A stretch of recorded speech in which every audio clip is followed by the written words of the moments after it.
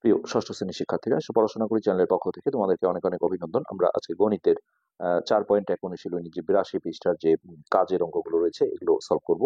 আমরা আগেই বলেছি যে অনুশীলনীর অঙ্কগুলো আমাদের আগেই করা আছে, আমরা সেই লিঙ্কগুলো ভিডিও নিচে দিয়ে দেবো, সেখান থেকে তোমরা দেখে নেবে। আজকে আমরা উদাহরণ আর কাজের যে অঙ্কগুলো করছিলাম সেই ধারাবাহিকতায় আজকে তৃতীয় যে পর্ব সেটার আমরা ক্লাস আজকে শেষ করে দিচ্ছি। তো কাজ 1, কাজ 1। তো এই ধরনের অঙ্ক অনুশীলনীতেও যেমন রয়েছে, আমরা উদাহরণের কিন্তু এগুলো করেছি। তো ক নাম্বার, এখানে সহগ চাওয়া হয়েছিল, এগুলো মুখে মুখে উত্তর দেওয়া যায়। এখানে দেখো 6x এই পদটাতে সহগ চাওয়া হয়েছে, তো আমাদের প্রথমে এটা 6 গুণন x, এই সংখ্যাটাকেই আসলে সহগ বা সাংখ্যিক সহগ বলা হয়, এইভাবে একটু আলাদা করে নিতে হয়। তারপরে আমরা বলবো যে আহ, রাশিটিতে রাশিটিতে সহগ 6, এটি কিন্তু অ্যান্সার, এত সহজ। আচ্ছা, এরপর খ নাম্বার, খ নম্বরে আছে দেখো 5xy, তো 5 গুণন xy। তো এখানে আমরা বলে দেব যে এখানে একটু রাশিটিতে সহগ অথবা এক্স এর সহগও বলা যায়, এক্স এর মানে চলকটারই সহগ হয়। এখানে যেমন আমরা বলবো যে অতএব এক্স ওয়াই এর সহগ 5। তারপর হচ্ছে গ নাম্বার, এখানে আছে দেখো xyz, তো সামনে কোনো সংখ্যা না থাকলে এটা 1 ধরে নিতে হয়, তাহলে 1 গুণন xyz। এখন আমরা বলে দেবো যে xyz এর সহগ 1। যদি কখনো মাইনাস থাকে তখন মাইনাসটাও কিন্তু অ্যান্সার হবে, যেটা আমরা ঘ নাম্বারে দেখছি আছে। ঘ নাম্বারে আছে -12y, তো এইভাবে আমরা লিখবো -12 ইন্টু y। এখন আমরা বলবো অতএব y এর সহগ -12। ওকে। আর 2 নম্বর অঙ্কটা আমাদের সেই ঐকিক নিয়মের যে অঙ্কগুলো ছিল, এই যে খাতার দাম, পেন্সিলের দাম, সেগুলো। একটি খাতার দাম x টাকা, একটি পেন্সিলের দাম y টাকা, আর একটা রাবারের দাম দেওয়া আছে z টাকা। তো ক নম্বরে চাওয়া হচ্ছে 3টা খাতা আর 5টা রাবারের মোট দাম কত।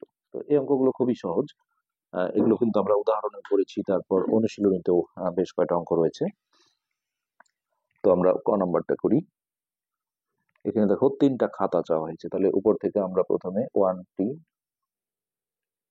খাতার দাম x টাকা, এই জায়গা থেকে আমাদের 3টি খাতার দাম বের করতে হবে।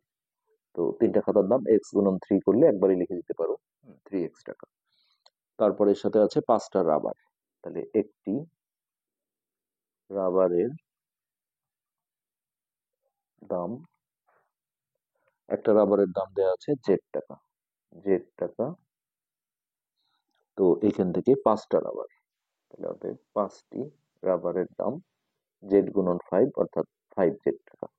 তারপরে এটা মোট দাম চাওয়া হয়েছে, এখানে আমাদের দুটো যোগ করে দিতে হবে, অর্থাৎ 3x প্লাস 5z টাকা। এটি আমাদের ক নম্বরের কোশ্চেনের অ্যান্সার। খুবই সহজ আসলে অঙ্কগুলো। খ নম্বরে আছে 4টা খাতা, 2টা পেন্সিল আর 3টা রাবার। তো ধাপে ধাপে আমরা সেই দামগুলো আগে বের করে নিয়ে যোগ করব।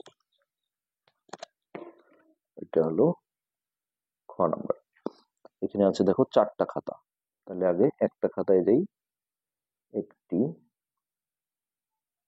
খাতার দাম x টাকা, তো খাতা কিনেছে 4টা, 4টা খাতার দাম x গুণন 4 অর্থাৎ একবারই 4x টাকা লিখে দেওয়া যাবে।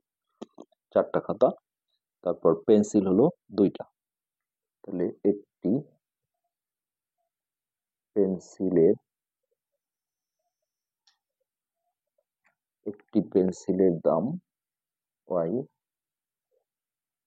টাকা, আর পেন্সিল কিনেছে 2টা, তাহলে 2টি পেন্সিলের দাম 2y টাকা। আর রাবার কিনেছে হচ্ছে 3টা, তাহলে একটি রাবারের দাম